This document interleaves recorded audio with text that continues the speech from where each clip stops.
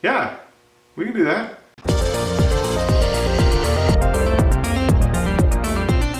Today we're going to be cutting out faux stained glass, and we're going to do that on my CNC machine. And this was my test piece here, which is Ryu from Street Fighter 2. I think he'll be cool looking, but I don't think he's got enough color for what I want. So let's cut out something new. I was thinking of all the different ideas for stained glass, and I thought a butterfly would look really cool. Butterfly stencil. Yes, that's what I meant.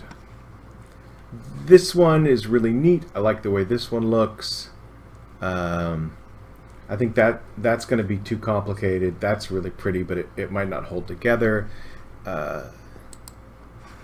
You know, I think this one actually might be really good. It's going to have a lot of wood and a lot of areas for us to put resin, but it doesn't look too fragile. So I'm going to view image, and I'm going to save image on my desktop. And now we're going to launch this program, which is called Easel. And Easel came with my CNC machine. I was given the CNC machine to do a review video, but that fell through. So basically I've got a CNC machine and I don't have to say anything nice about it. It's really good for me. So all I need to do is go up here to import, and there's this option called image trace, and I select the image that I want to trace.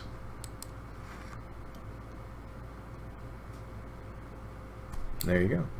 Now you can see it's kind of blocky in some sections, so I just bring the threshold way down, and I turn the smoothing all the way up, and then I import it. And there you go. I've got a butterfly. But the problem is, if you look over here, it kind of gives you an idea of what it's going to look like when it's done.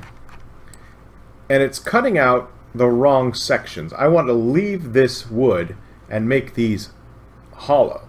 So I want it to be inverted, and I found a really easy way to do that. I just click on square, and I cover this whole thing with a square, and then I right click on the square and I say send to back, and then I can click on the butterfly, and right here you'll see the cut depth, and you just bring the cut depth up to 0, and now you can see it's only going to cut out the square, and you take this, click on the square, and you bring its cut depth all the way down. A couple things. The piece of plywood that we're working with is much thinner than that. It is 1.5, and the bit that I'm going to use is smaller. So I'm going to select my 1/16 inch bit. There you go, and it gives you an update. Oh, okay, well with those selections, here's what it's going to look like. And that's what we want. If you click on the simulate button, it'll roughly tell you how long it's going to take, so about 2 hours and 45 minutes. Now, if you have any skill with the scroll saw, you know that it wouldn't take you near that long to cut this out with a scroll saw. So if you have a scroll saw, it would be a lot faster to do it with that. The advantage of a CNC machine is I don't have to have the skill to cut it out on a scroll saw. And the advantage with a scroll saw is I don't have to wait for a CNC. So both have their upsides and their downsides. So let's head on out to the shop and actually cut this out. And what we're going to be cutting on is a piece of birch plywood. Actually, not sure what kind of plywood it is. A piece of plywood that is 8 inches by 10 inches. And the whole thing just gets clamped down.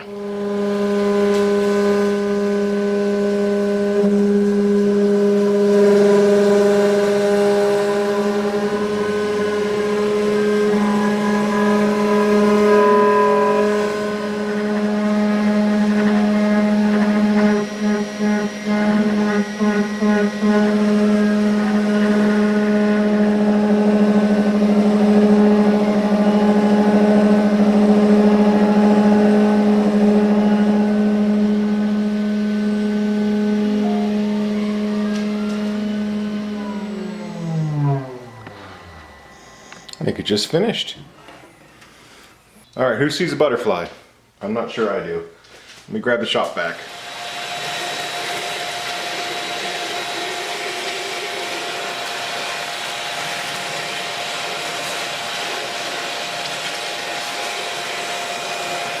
Loosen up the clamps, and then we'll take it over to the bench.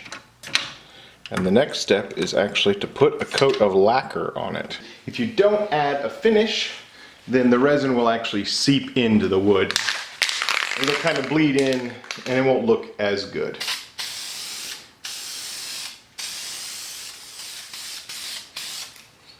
Alright, and we'll give it, I don't know, good 20 minutes to dry, and then we can come back out and get ready for the next step. So do you guys remember the resin art project that we did? And in that project, I mentioned that I got the idea from a channel called Just Resin. And as a thank you for mentioning them, they sent me out 40 resin dies. So thank you very much, Adam and Natasha. I don't know, I mean, I think I'm stocked for life. Packing tape. It's the closest thing I've got to a special ingredient.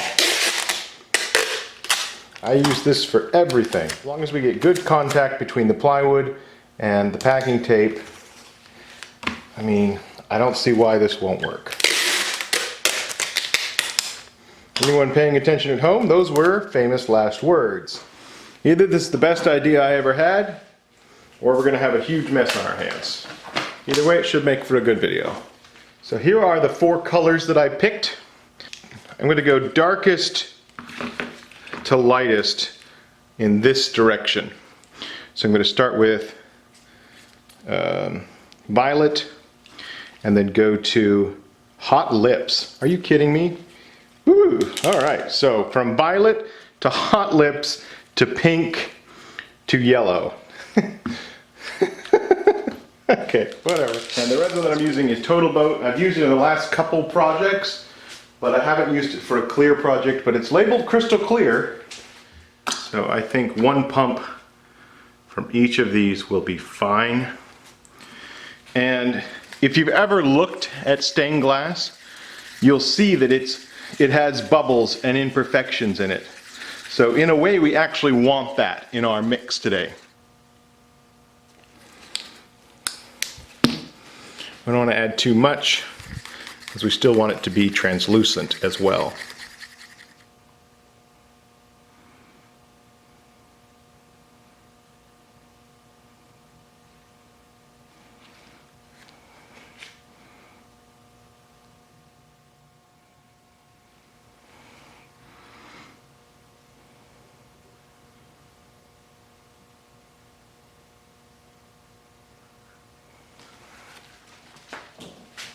Alright, so we've got these 2 little tiny areas here that are going to be really hard to get into, and so I've got these pipettes that should work pretty well for that.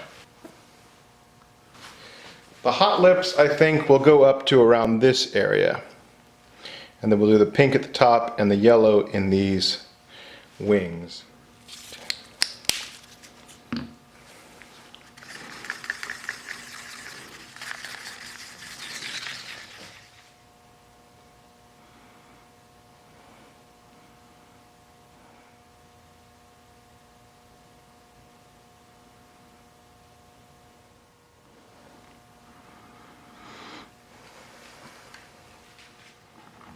The nice thing about these pumps is, this is actually a 3-to-1 resin mix, but you don't have to think about that. You just do 1 pump from each, and it automatically does the correct amounts.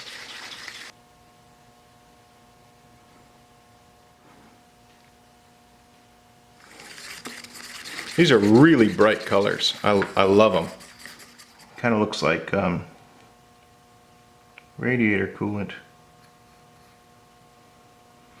Mountain Dew. Yeah, I don't think I'm going to be able to get in that little area, so I'm going to grab another pipette here.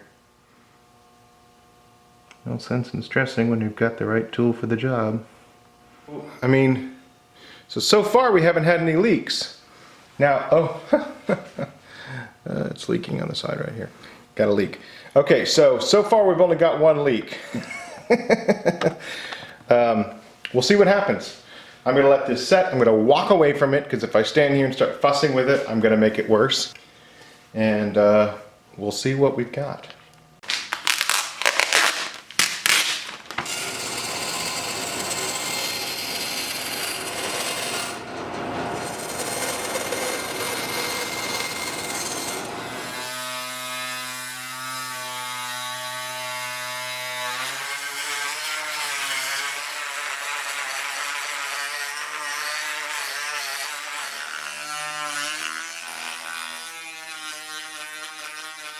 And here it is, the completed butterfly.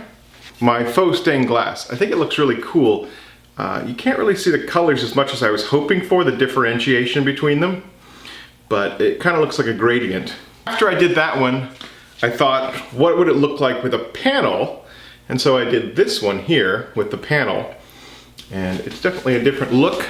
Also very interesting though. And you can see a little different choices on the colors there. And we've got Ryu from the Street Fighter franchise. And here I went with a more solid white and a metallic copper for his arms and legs, and then a shimmery blue for his Hadouken. And then I made one more: violet, pink, red, orange, and yellow. And I think of all the butterflies, I think this one is my personal favorite. Now, forgive me for not going out and putting these outside. It is currently 107 degrees here in Santa Rosa, and I just don't feel like cooking. Ooh! Something else I discovered. Here is the first one under the glow of the black lights. Most fluorescent dyes will fluoresce under a black light, where in the daylight it was hard to see the different colors. Under a black light, they look amazing. I think we nailed it. Now, you don't need a CNC machine for this. I used mine and it worked great, but you could use a scroll saw. Scroll saws are a lot less expensive than a CNC. If you have access to a scroll saw, you could absolutely do it on that as well. I definitely think I got what I was aiming for.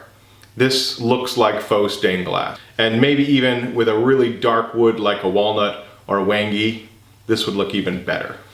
Thank you very much for watching. If you like this video, please share it. That actually helps me out a ton. And I guess that's all we've got. Until next time, thank you very much.